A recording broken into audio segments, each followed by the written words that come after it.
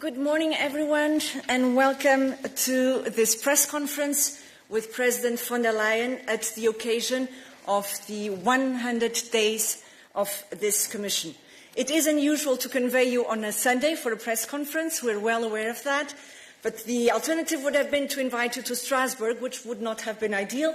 So here we are today, and without further ado, President, the floor is yours. Thank you so much. Good afternoon to everyone here. Indeed, on Tuesday, we will mark 100 days since the College of Commissioners took office. 100 days, 1st of December, that feel like a lifetime ago. In between, the world around us is changing at lightning speed. Geopolitical shifts are shaking alliances. Decade-old certainties are crumbling, and we still have a brutal war raging at our borders. Now, despite these turbulent times, this Commission has hit the ground running. From day one, we stayed the course that we had laid out in the political guidelines, building always on the three pillars you're very familiar with. It's prosperity, security, democracy. 100 days into our mandate, we stand by the European choices in the political guidelines, and we doubled down on them.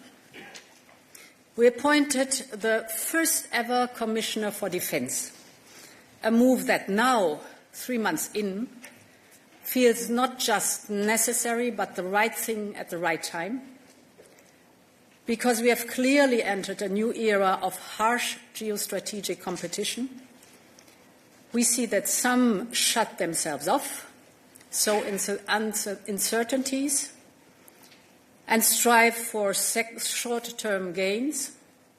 I want to be very clear that Europe stays open with partnership and outreach, and we offer what is very important, predictability and stability, valuable features this time. From day one, we engaged in building new partnership and strengthening old ones with countries and regions big and small. As you are aware, we forged landmark agreements with Switzerland, with Mexico, with Mercosur. With Mercosur, we achieved a major breakthrough in the negotiations that lasted more than 2 decades. And we created a market for consumers of 700 million people, while protecting vulnerable sectors. We reignited trade talks with Malaysia.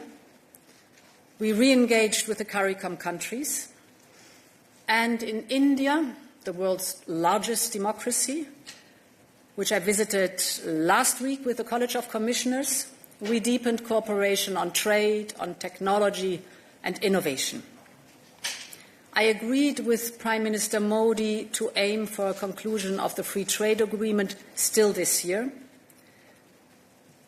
So for me, forging these partnerships is essential, because we have learned the very hard way that sourcing products we need from partners we trust is the best way to avoid overdependencies or to avoid vulnerabilities and blackmail. And this is, of course, the best way then to build strong economies. Now, all this work, prosperity, security, democracy, all this work begins at home. And therefore, let us shed a light on what we did at home. First, on prosperity. Since the start of the mandate, we have delivered 8 initiatives to make Europe more competitive, and 3 more are in preparation. We started with the competitiveness compass. As you know, this is the translation of the Draghi report into a Commission communication, basically showing the roadmap ahead of us, our North Star for a stronger, more prosperous Europe. And it works hand in hand with the Clean Industrial Deal, here supporting energy-intensive industries and clean tech, the joint roadmap for decarbonisation and competitiveness. And the day we agreed the Clean Industrial Deal in College, I also discussed it with the European industry at the Antwerp Summit. Now, in parallel, we're zooming in on sectors that are key for Europe's industrial base and are undergoing the biggest transitions. So this is the reason why I started engaging directly with agriculture, the agricultural sector. We have now the vision for agriculture. I engaged directly with the automotive industry with a strategic dialogue for the automotive industry that resulted in the action plan.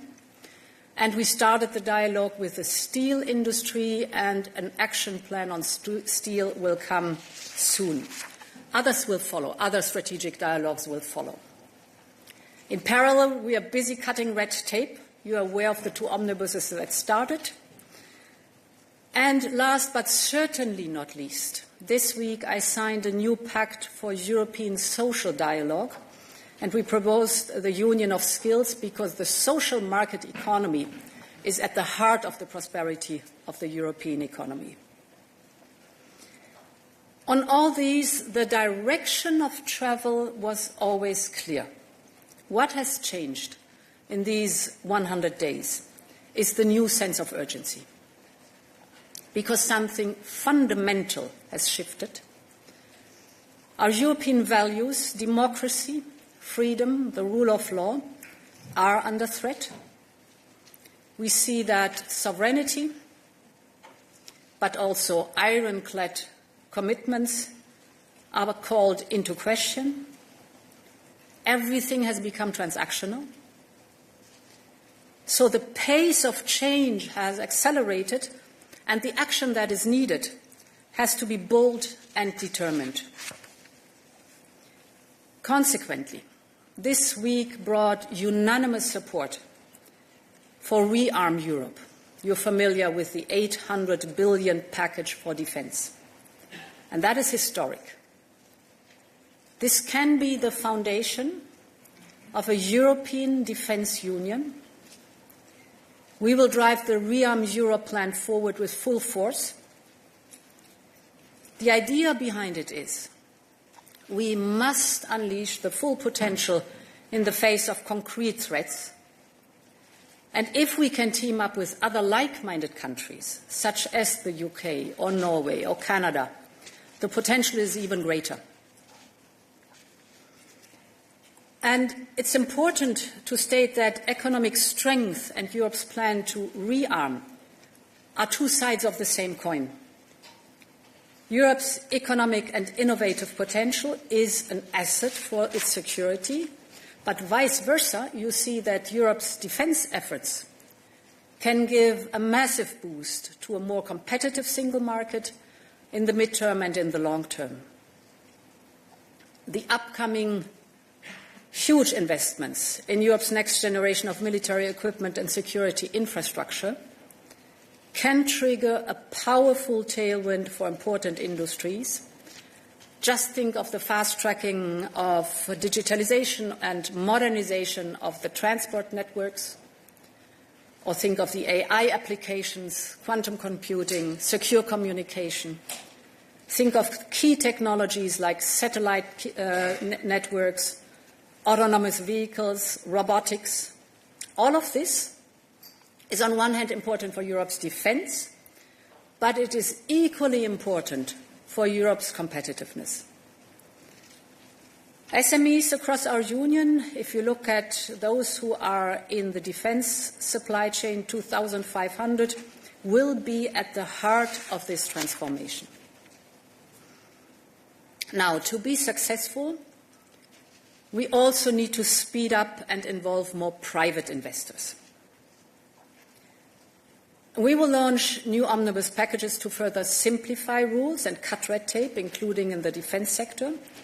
And still this month, we will unveil the European Savings and Investment Union, because only an effective, a deep and liquid capital market can turn the savings into the much, much needed investments.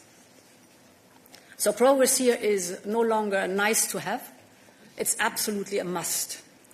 In today's world, maintaining Europe as an economic powerhouse is also a matter of collective security. Extraordinary times call for extraordinary measures, and this is also true for my Commission. To deal with the challenging way ahead, we need to switch into a preparedness mindset. And this is why in the next weeks I will convene the first ever Security College. This will ensure that the college members receive regular updates on security developments, whether it's internal security or external security, but also energy, defense, research. Think of cyber, trade, foreign interference. Only if we have a very clear and in-depth understanding of the threats, also the threats we call hybrid threats, can we effectively contribute to collective security. Now, everything we have done in these first 100 days has been focused on our biggest challenges. And we will keep up the work. On Tuesday, that is day 100 of this college, we will adopt an ambitious legal proposal on returns. Returns is a key element of the Pact of Migration and Asylum. We will propose common rules for return with the new European return order and mutual recognition of return decisions by member states. So we want to put in place a truly European system for return by proposing a regulation with simpler and clearer rules, preventing absconding, and facilitating the return of third country nationals with no right to stay. Those who are forcibly returned will be issued with an entry ban, and we will be stricter where there are security risks. We will be assertive, but we will also make sure that we will act in full respect of our obligations under international law and fundamental rights. To conclude, the Commission is ready to tackle today's crisis. We need speed, we need scale, we need determination. We have a once-in-a-generation chance to build a stronger, a more prosperous, a more secure Europe. So let's seize the moment because it's Europe's moment. Thank you very much. Thank you, President. And we can open the floor to questions. We'll start here in the middle, please, in the front. Yes, you.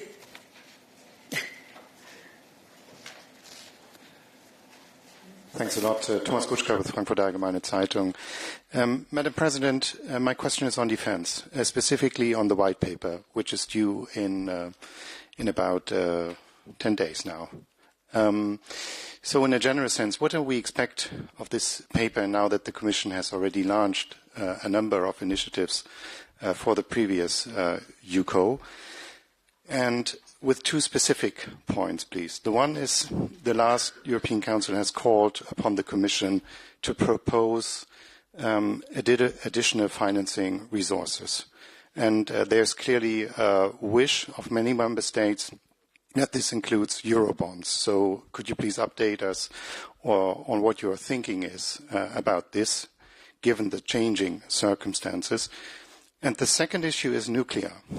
I think the Commission has been tasked to explore the full range of options for European security in the white paper. So would this also, or could this also include the nuclear dimension? And do you see any role, a potential role, for the Commission in advancing this dialogue that French President Macron has launched? Thank you. So let me start with the last part of your, I would say 3 parts of your question. Nuclear deterrence is and will always remain a purely national prerogative. So the Commission has no comment on that one. The second part of your question was about the white paper. Indeed, we issued now, or we proposed the 800 billion package, Rearm Europe. But this is one part that looks at giving the member states fiscal space and creating fiscal space also for joint procurement, which is so important.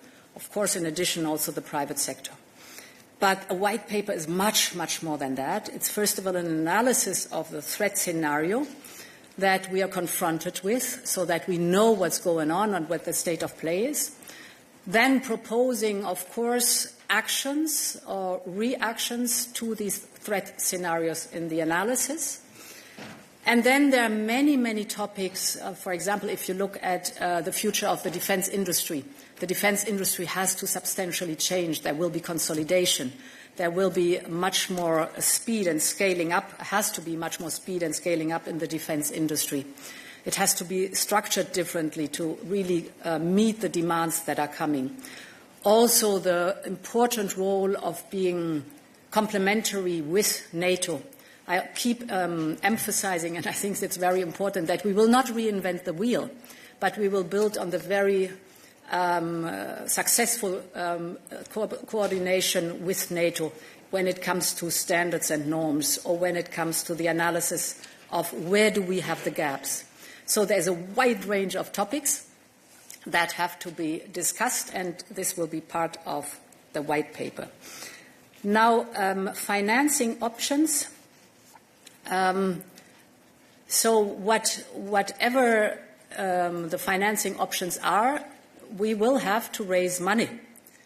So also the new instrument that we are creating, the 150 billion, you have to raise money. For that, the Commission is borrowing against the headroom and then on-lending the loans to the member states. The same is with the triggering of the national escape clause. Of course, the member states have to go to the capital markets and raise money for these defense expenditures. So however you then shape in the very end the handout of financial means, we will have to raise money on the capital markets. And of course, then it's most important that this push in the defense industry, which I described in a few sentences in the introduction, will have, if we do it right, an enormous effect on our industry, because this is really going to the frontier of innovation and development and speeding up with scale the production that is so necessary for our defense posture. And we move on. Yes, Dan, please.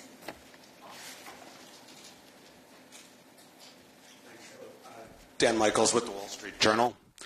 About the omnibus and simplification and cutting red tape, the initial reaction of the business community was essentially nice start, but you've got a lot more work to do. I guess to use your words, you need to be bolder and more determined. Do you think, given the pushback that there is from other parts of society and other interests, it's possible to achieve what business is pushing for, especially when the United States, under President Trump, is deregulating, or in some cases just appears to be set to throw away a lot of regulations? Thank you. It's about simplification. And on one thing we are very, very clear. We have our common goals cast in law, that is climate neutrality by 2050 and at least minus 55% by 2030. How we get there is flexible, pragmatic and adaptable, technology neutral. That's very important because it's a huge transformation. The global economy is undergoing. No one has done it before. So you have to be willing and able to adapt all the time without leaving the sight on the goal that we have agreed together. I think this is very important for that. For this also you need simplification and speed. And I'll give you an example from taxonomy. I think this shows why you can have both goals, stay true to the goal and be faster and simpler. Taxonomy, with the changes we introduced, 90% of the companies are out of the scope, so do not have to deliver on reporting on taxonomy. But what is affected is only 1% of what is actually it's the carbon border adjustment mechanism, 1% that is coming to the market. So 1% of carbon footprint is affected by that, 99% not. And these are points where you see that simplification can be done without letting the goal out of sight. So, yeah. Let's proceed here on the right, Virginie. Oui, bonjour, Virginie Malingue du Monde. J'ai deux questions. La première, à propos des États-Unis, vous continuez à en parler comme un allié. J'aimerais savoir ce qui, dans le comportement des États-Unis depuis 6 semaines, vous fait penser que c'est encore un allié. D'où ça sort. Seconde question, pour rebondir sur la question de Thomas, vous avez dit des temps extraordinaires appellent des réponses extraordinaires. On parlait là de défense. Vous avez annoncé que vous alliez convoquer un collège de la sécurité.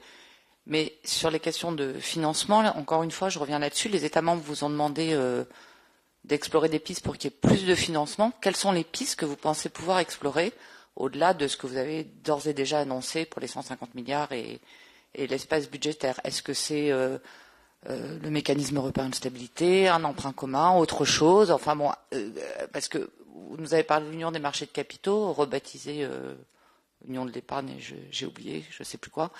C'est la même chose, mais côté public, où est-ce qu'on peut trouver de l'argent et comment? Merci. Yeah, I mean, it's a huge amount that we are offering now to member states or for joint procurement, 800 billion. So that's enormous. And therefore, I think we will focus now on delivering the legal proposals, which is under time pressure. We are under time pressure to do that. We want to do this before the next European Council. And this is where the focus is on. Of course, if there are interesting ideas, I'm absolutely willing to look into this. But the tasking of the European Council was very clear, that we deliver on the national escape clause and that we deliver on the proposal with the new instrument with 150 billion euros in loans for joint procurement. We are looking into the topic of cohesion funds, as you know, and to deliver on the private sector, the Savings and Investment Union, and a different lending pattern of the EIB. Cut, the other part of your question, the United States, they have been for more than 80 years our closest ally. And in the face of adversity, the US and Europe have always been stronger together. And yes, there are differences, but we might have different views on some topics, but if you look at the common interests that we have, they always outweigh our differences. So I think it's important that we work together. We will have our differences. We have to sort them out, but we will have to find common avenues. Oui, Virginie, vas-y. Oui, ma question sur les États-Unis, c'était pas une question de savoir si on avait intérêt à être alliés, parce que ça, vous l'avez déjà dit. C'était vraiment, depuis le 20 janvier, qu'est-ce qui vous fait croire dans le comportement de l'administration Trump que ce sont encore nos alliés? Voilà. Est-ce qu'il y a des éléments, des choses qui ont été faites, des choses qui ont été dites, qui vous font encore croire possible que les États-Unis soient les alliés de l'Union européenne, des Européens? Okay, got your question. Of course, the United States are allies. This does not mean that the pattern that we had the last, at least 25 to 30 years, if not longer, that the pattern is still the right one, that the bulk of the defense responsibility lies with the United States and not with all the other allies. We have to do our homework. We have to fulfill our responsibilities. We have to take them on our shoulders. And therefore, the first step with the Rearm package is so important, to make very sure that we need really to step up our own defense. Being allies does not mean that there is an imbalance in the responsibility or the burden that has been shared. I was present in 2014 as Defence Minister in Wales when the 2% were agreed. Well, we know today where the figures are, and we know that we will need more than 2%. The Secretary General of NATO speaks of north of 3%. And this is a call that goes to all of us in the alliance, or all those in the alliance. So the European Union really has to step up. The member states in the European Union have to step up. Some have already, have done their homework without any question, but others have not. And then, when we're doing this, we should do it in a smart way. Therefore, this double approach, on one hand, as every member state is different, they need the national fiscal space to do what is necessary in their national posture. But on the other hand, we are fully aware that we have domains, and we have identified these 6 to 7 domains, where we need joint procurement, joint action, so that the member states can chip in contracts, multi-annual contracts, for huge topics like an advanced air defense shield, or the missiles, the drones, the ammunition. We all know these topics, where we have to step up together. And therefore, this road is paved. There's a third element, that in parallel, we have to make sure that Ukraine is in a position that it can keep on fighting till we have reached a just and lasting peace.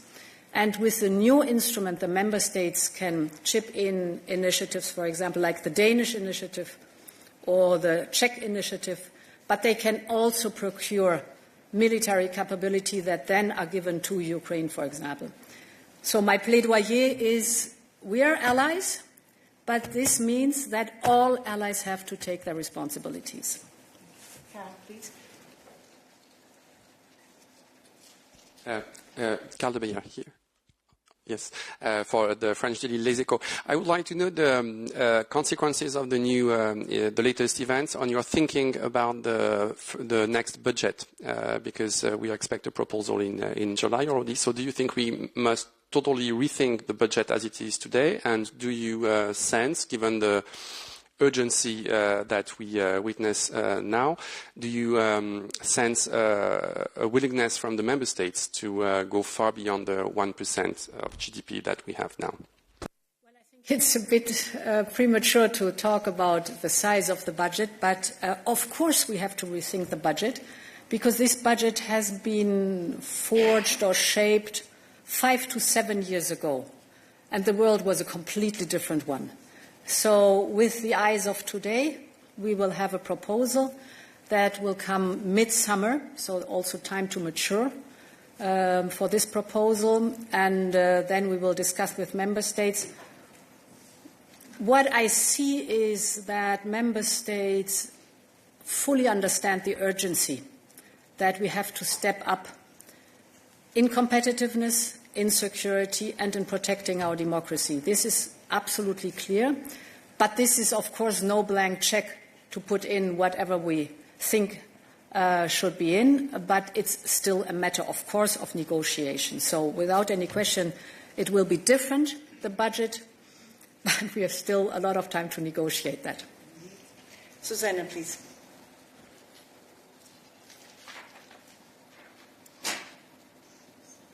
Thank you. Here. Susana Freixas for SIC and Expresso Portugal. A kind of follow-up question, because on Thursday, President Costa said that there should be no taboos, and he was mentioning common borrowing for grants. Clearly, after 2 questions, you avoid the word grants or common borrowing for grants. So my question is very direct. Do you think that there is no need for common borrowing for grants? So this is my first question. And if I may, a follow-up question also regarding the relation with the US. Do you think that at some point during your mandate you will have to de-risk the relation with the US as you have done with China? So for the second question, a clear no.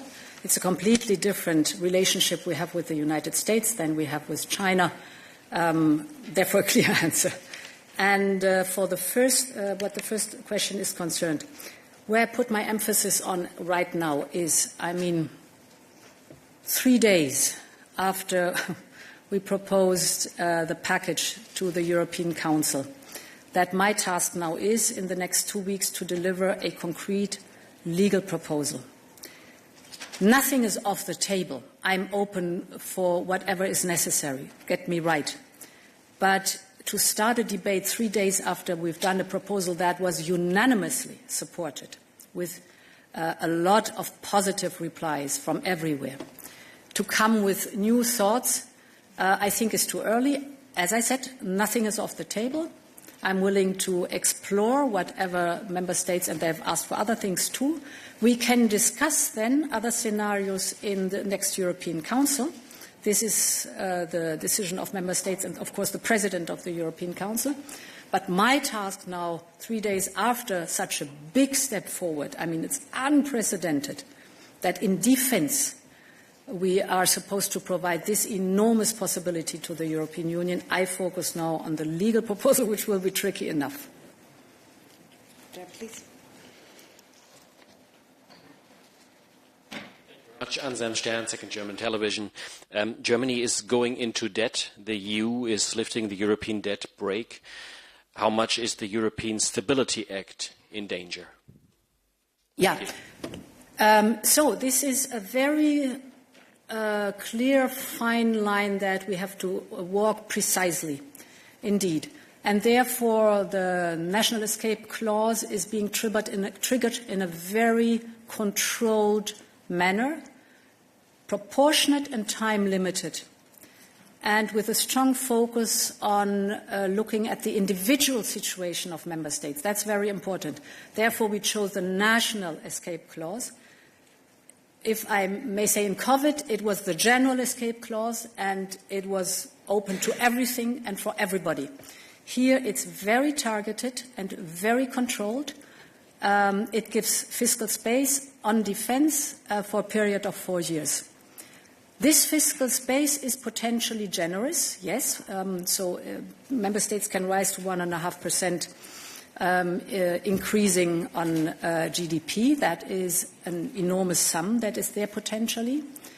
And therefore, if we do it in such a controlled manner while keeping the rest of our binding rules, don't forget that the Stability and Growth Pact is very strict on everything else, this can also be a much-needed boost and investment in the European economy and thus the European prosperity and our competitiveness. I put some emphasis on it because if you look at the state of play today, 80% of the investments in defense, which are already billions, are going abroad, outside the European Union. 80%.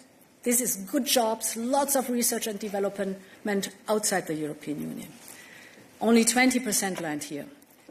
We shape this new instrument also for joint procurement in Europe because, of course, this has knock-on effects that are extremely valuable for our economy, for dual use. So we know it's not only military purposes. The classical example everybody knows is in military research, the World Wide Web and GPS have been developed and a lot other things. Look at the usage of drones today. In the civil sector. It's vast. It started in the military sector. So we have a huge potential in research and development with spillover effects in the civil economy, plus vice versa. We also know that the civil economy is contributing a lot with innovation and research to the military development. And therefore, if done carefully, controlled, properly, it can be a huge opportunity. Angela, please.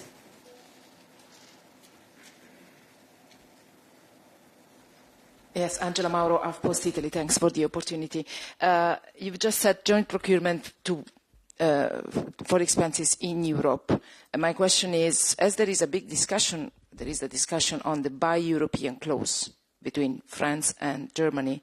What do you think of this? And if I can, another question on the name, Rearm Europe. Some say it's unpopular, like the Italian Prime Minister thinks it's unpopular. I think you don't repent the choice. Can you explain us why? Thanks.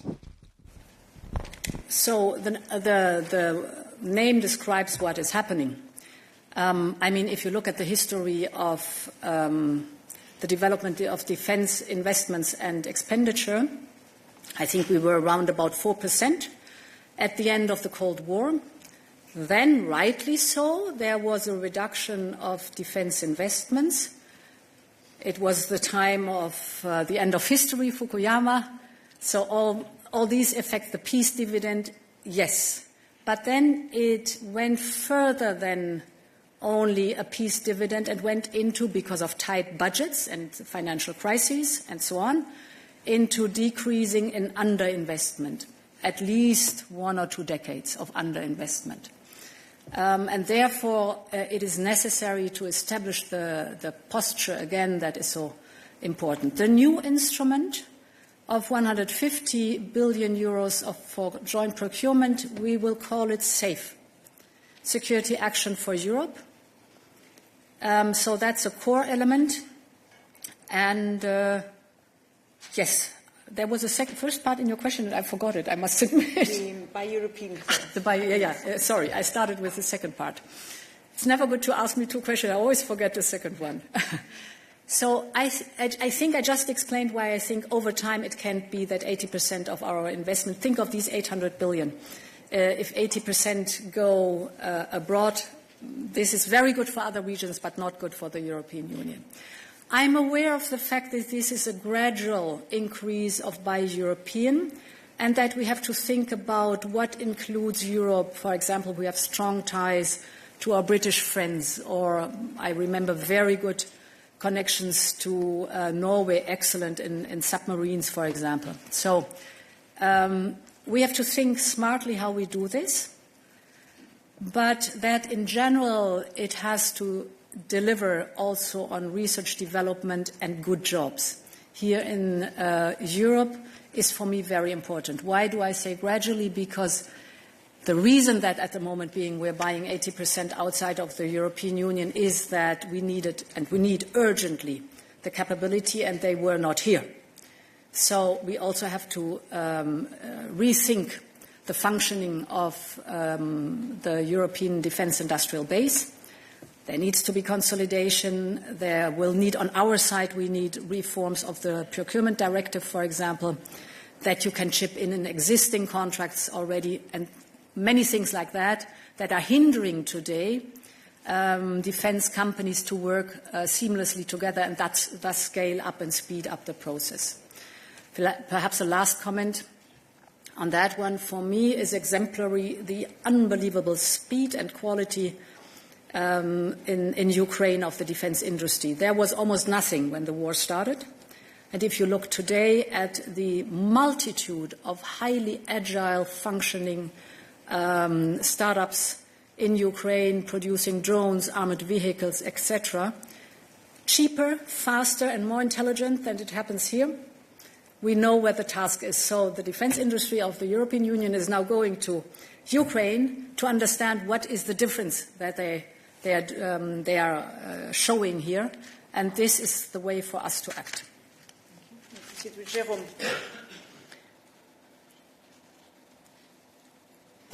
Jérôme Cartier de l'agence France Presse. Vous marquez les 100 premiers jours de votre second mandat. Donald Trump va bientôt marquer les 50 premiers jours de son second mandat aussi. Et depuis son retour, il a multiplié les attaques contre l'Europe, soit directement, soit par la voix de son vice-président. Vous avez évoqué aussi la nécessité d'un dialogue avec Washington, et on a le sentiment très net que la Maison-Blanche n'est pas pressée de rencontrer l'Union européenne. Est-ce que vous croyez aux vertus d'un face-à-face avec Donald Trump, et est-ce que vous travaillez en ce sens? Est-ce que vous souhaitez le rencontrer, en d'autres termes? So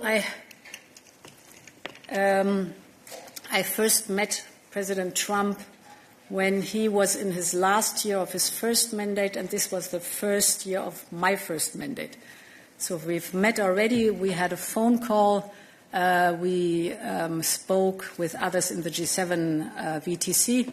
So there are contacts, but I think also we will have a personal meeting when the time is right. And this is the state of play at the moment being.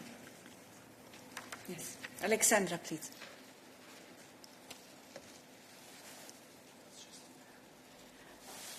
Thank you so much, Paula. Madam President, a follow-up on the defense. Of course, your proposal received unanimous political backing on Thursday.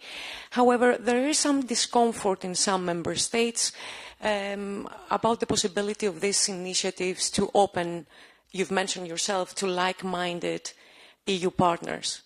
I'm from Greece, Alexandra Voudouri from Greek Daily Καθημερινή, so I think you know what I'm referring to. Are you planning in the white paper to consider these concerns?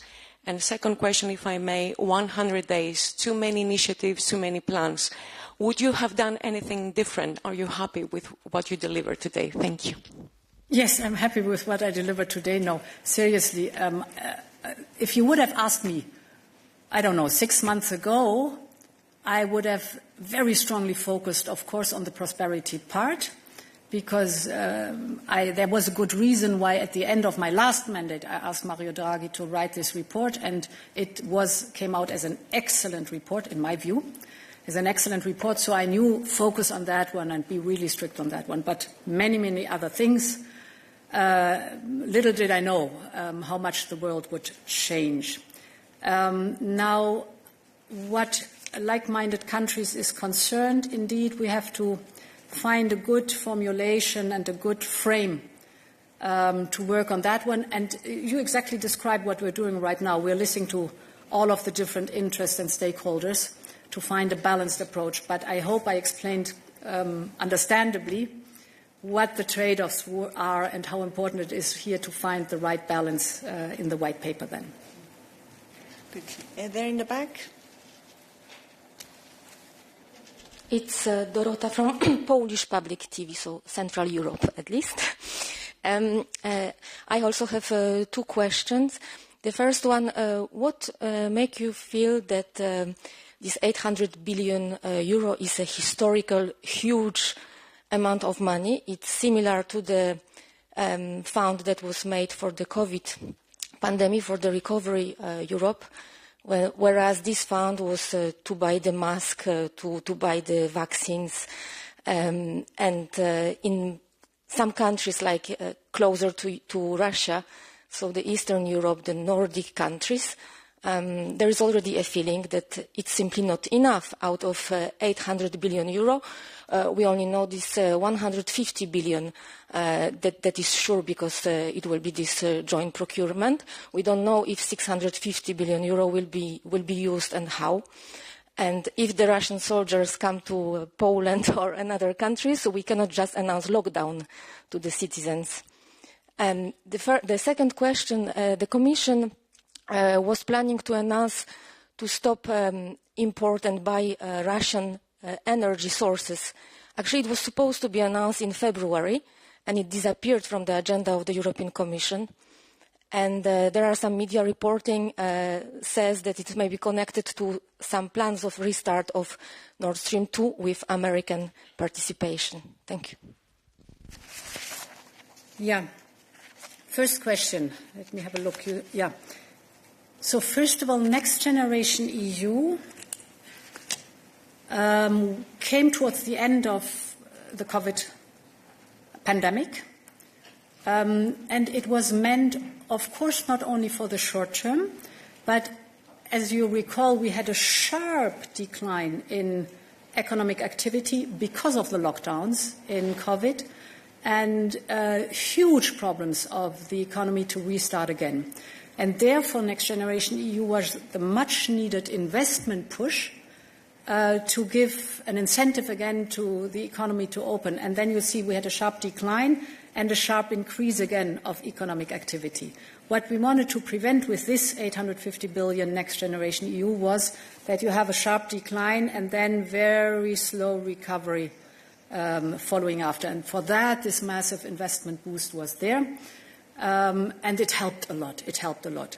I say that this 800 billion for defense is so historic because investing in the economy is a known pattern of the single market, of course, for the European Union.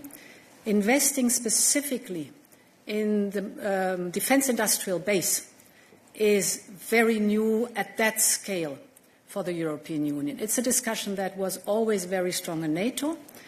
But now it's a discussion that arrived also, rightly so, in the European Union, because the European Union has to care for its own military posture and has to be able, as I've described, to face the threats that we are seeing. So this has never happened before with that intensive and this focus, and it is the right move, I think. Your second question was on Russian gas, correctly.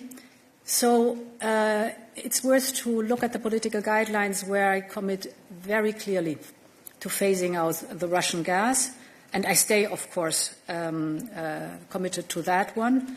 This is an absolute must. We've been successful, but we always see, of course, that there are loopholes where we have to be careful and we have to work on. And the fact that we excluded or tried to get rid of the over-dependency on Russian gas caused also enormous trouble energy-wise, but I think it's also a proof that when asked to act in a joint manner, what we did, you can get rid of this over-dependency and develop a secure and affordable energy market. One of the points where it's always worth to look in, Repower EU is still working, and the purpose was and is to get rid of our dependency, and the affordable energy action plan that we have just issued, I think, last week, is also a very good roadmap to see how we're going to want to move forward on that topic. Jennifer, please. Thank you. Jennifer Rankin from The Guardian. It's over here. First of all, a follow-up. What would Norway and the UK have to do to be included in any buy European provisions?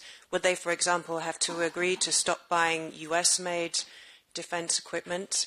Could you sketch out your thinking on how to include non-EU countries in buy European? And secondly, I really wanted to ask about Ukraine, because at the last European Council there were a lot of discussions about the medium term and the long term. But can you give us a sense of when you expect agreement on the Kaja Kallas initiative, on what steps the EU will be taking to support Ukraine to provide military aid this year, given how critical the situation is and the gap that has opened up with the very big gap from the loss of US aid? Thank you.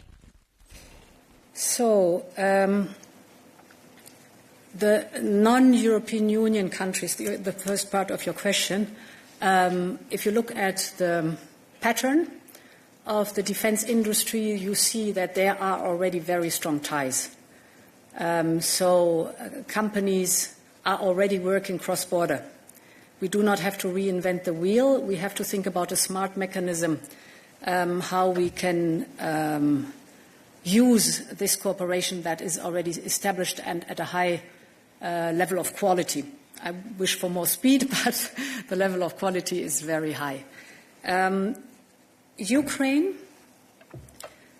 we have made sure that the financing gap for the economic survival of Ukraine is closed this in 2025, focusing on this year.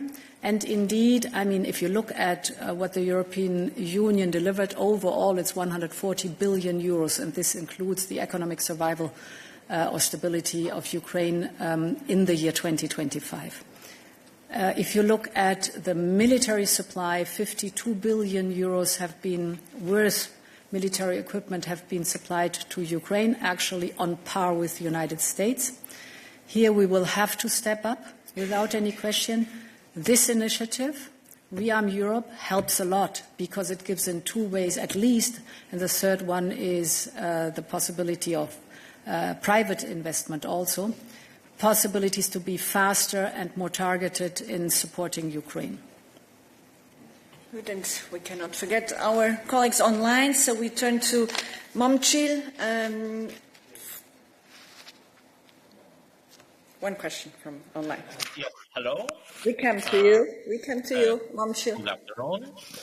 President, I have two questions. First question, President, last year during a pre-election debate, you said that parties like Revival in Bulgaria and others in other European countries want to trample our values and destroy our Europe.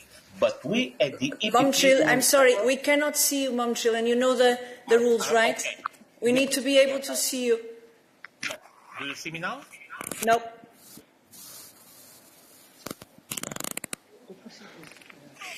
Oh. Yes.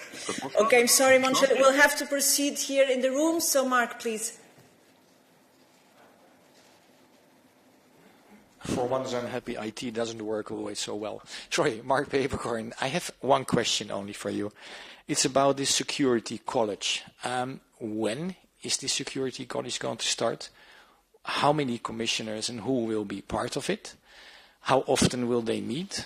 And what is their task? Are they preparing conclusions? Because then you get a kind of a division between A and B commissioners, and you know how sensitive this is. Thanks. So the Security College will include all the commissioners, because you've just given one very good explanation for it. But the second is, if I may say so, that almost every topic could be involved. If we think back 4 years, never would I have been able to foresee how topics can be instrumentalized to drive a hybrid attack against us. Let's start with Russian gas. 4 years ago, we saw that Gazprom is not filling the gas storages as it should, but we did not draw the right conclusions. That was before the war started. So we saw it, we were worried, but little did we know, or no idea did we have, that this is the beginning of a hybrid attack on European energy security in order to force us not to support Ukraine. So instrumentalizing the overdependency. And then, of course, the storages were not filled appropriately, and Putin cut us off the Russian gas. The same was 4 years ago, a bit more, or 3.5 years ago, before the war, when all of a sudden migrants, mostly from Iraq, were at the Polish border. And Putin knew very well at that time this was our soft spot, and used migrants to drive a hybrid attack. We were used already to massive cyber attacks and all these topics. But by that, I want to say this is the Commissioner for Energy and is the Commissioner for Migration, for example. Without all this knowledge about hybrid attacks, we would never have thought in this wider sense. And therefore, the mindset of preparedness, as we have it displayed in the Niinistö report, that you have to be wider in analyzing the threats, is an important conditio sine qua non for the whole college, for the Security College. Security College convene in due time. I cannot tell you the exact date, I'm sorry. How often depends a lot on the urgency, of course. So it will be convened more often now than it would have been the case 4 years ago, for example. Important is that we get regular briefings from the relevant security services to be ahead of the curve and to remain ahead of the curve. So knowledge is important. In-depth knowledge of the security services is important. The analysis of the situation, the understanding what is coming, and of course then the political steer on different fronts where we have to deliver. I think it's important because I realize also in the discussions that we normally have in the college, we are very focused on the files that we deliver during that day. That's good. But this specific focus on what is the security landscape, what does the security landscape look like, where do I have to be attentive, what do I have to prepare potentially for something that is coming to be then able to deliver when it's necessary. Henry, please. Thank you so much. Henry Foy, Financial Times. Two questions. The first one's very simple, yes or no. Do you think that member states who take a slice of the 150 billion could, if they wanted to, spend it on an F-35 US fighter jet? It's a yes or no question. And secondly, the Ukrainians will sit down with the Americans this week for negotiations over a peace deal. That's something you and other member states have been demanding, is that they're involved. Do you feel like Kyiv has an exact idea of what Europe can supply in any peace agreement ahead of these talks in Saudi Arabia, or do we need to talk more about that? So the contact to President Zelensky and his staff is very, very close. And it's built on trust that has grown over the last 3 years. We've basically gone through thick and thin. So we know that we are reliable for each other in crises or extraordinary situations, and that we can most of the time find solutions. Not always, but most of the times we find solutions while working very, very closely together. And of course, the talks that hopefully lead to a just and lasting peace, the talks around security guarantees, for example, are talks where we often also explore what is possible, what is in the first line. For example, the strongest security guarantee, of course, would be NATO membership. That is at the moment not possible. Then the second element, the most important, is a well-equipped, functioning Ukrainian army, armed forces. And then you can go into detail. So there's a lot of very fruitful discussion that we have. And, how do I say it in English, this is a common learning process also. Because, again, these are uncharted waters. And together we have to find the best solution. So member states nationally, of course, can decide what they want to do with their national military posture. Important is, and this is also, of course, the NATO military posture that is embedded in the norms and standards that are agreed together. This is important as a security matter. The joint procurement will be different. So there you can chip in or develop the possibility for joint contracts. Important here is 2 or 3 or more, 5, 6, 7 member states agree on a joint procurement domain. I think very important is what was not possible so far. You can come later to the contract without doing the whole process again. And these contracts can be multi-annual, for example, to give you an example for the features that we are discussing and putting on paper right now. Multi-annual also was not possible right now, a constant complaint of the defense industry. And of course, there are more possibilities for the defense industry really to deliver fast and effective. David, please. Thank you very much. David Carretta, Radio Radicale, Italian Radio. You've said several times that the US are still ally. But after the decision that the Trump administration took on Ukraine, suspending military aid, suspending sharing of intelligence even for air defense, yearly detection of mass missiles, the fact that the vice president has campaigned and is campaigning for anti-democratic forces in Europe, in the EU, would you say that the Trump administration is still an ally, or it's time to confront them in a different way? Thank you very much. So my position is clear. The United States are an ally in the Transatlantic Alliance. We have our discussion points without any question. And who am I to speak about? I just realized about the Transatlantic Alliance. From the viewpoint of the European Union, I think it's a very strong wake-up call, and Europe's moment now really to step up in defense and giving ourselves the posture that we need. Good. So we're coming to an end. The final two questions. Here, please. Yes, you.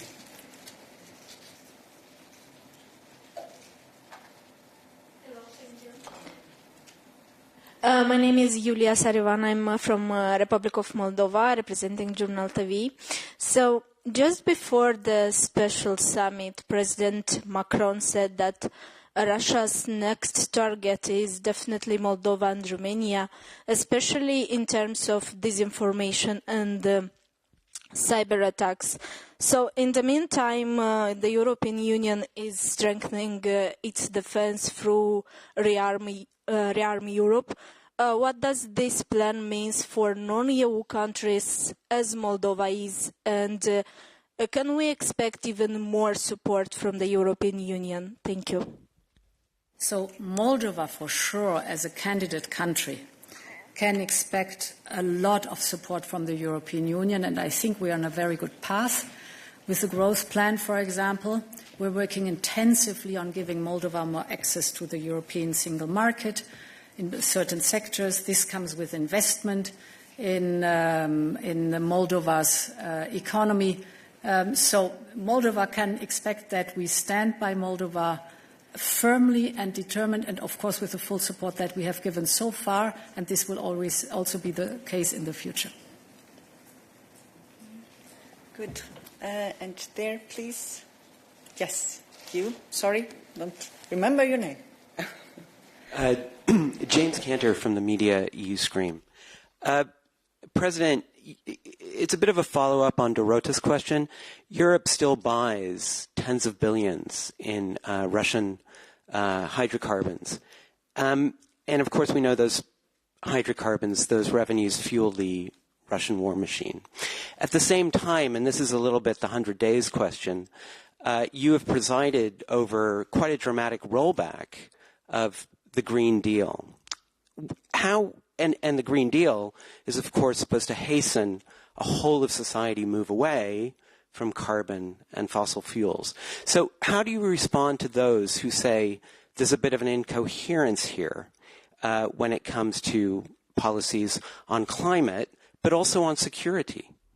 Thanks. So the hydrocarbons from Russia. Our dependency on Russia, I try to get off the top of my head all the figures. Dependency on Russian gas was 45% at the beginning of the war. It was reduced by 75%, which is quite a big step. The dependency on coal was 50%, it's zero. And I think oil also was around 50%. Now, the figure I know for sure, it's 3%. So by that you see a huge effort to get rid of our dependency. If I look at the overall situation of Russia, it's a mixed picture. The sanctions are biting and having a very detrimental effect on the Russian economy. You see that they have skyrocketing interest rates and inflation is soaring. But what is still a source of income, not from the European Union, is the oil revenues. So we see that very clearly. A field where improvement globally should happen, or we could have a closer look at it globally. Now, that's a hydrocarbon with Russia. What the European Green Deal is concerned, very clear in the Draghi report. There are three elements where he's very clear on. The first is innovation. But the second, and therefore I'm mentioning it, the big pillar with Draghi is decarbonization and competitiveness. And basically my whole program is built on decarbonization and competitiveness because I'm deeply convinced that with innovation and decarbonization you can be very competitive. That's where I'm completely convinced about. If you look at the competitiveness compass, you see it as a red thread. If you look at the clean industrial deal, it looks at clean tech. And clean tech, of course, is not only, but also, for example, the whole renewable element. Not only, there's much more than that. So it's one of the big cornerstones or pillars of this mandate. I'm convinced that the future markets will be clean tech. And, I mean, we've discussed often, for example, why is China investing so massively in electric vehicles? Because they know that the future of mobility will be autonomous, electric and software-driven. Why are the Gulf countries investing so heavily in green hydrogen? They tell me they sit on oil and gas and dominate today the energy sector. They also want to dominate the energy sector of tomorrow. This is why they are investing in green hydrogen, because they know these are going to be the markets of tomorrow. So this is not only a question, it's also a question of fighting climate change, but it's also a question that I'm deeply convinced that the economy will move into the clean direction, and we are leader in many technologies, but we have to stay leaders in many clean technologies, and for that the whole competitiveness compass is composed the way it is composed. Good. And with this we conclude our press conference. Thank you very much for your participation. Thank you to the interpreters, and a big thank you to President von der Leyen for her presence here today. Wish you a good afternoon, and in the meantime the documents, the statement of President von der Leyen is already available for your use. Right. Wish you a nice afternoon. Bye.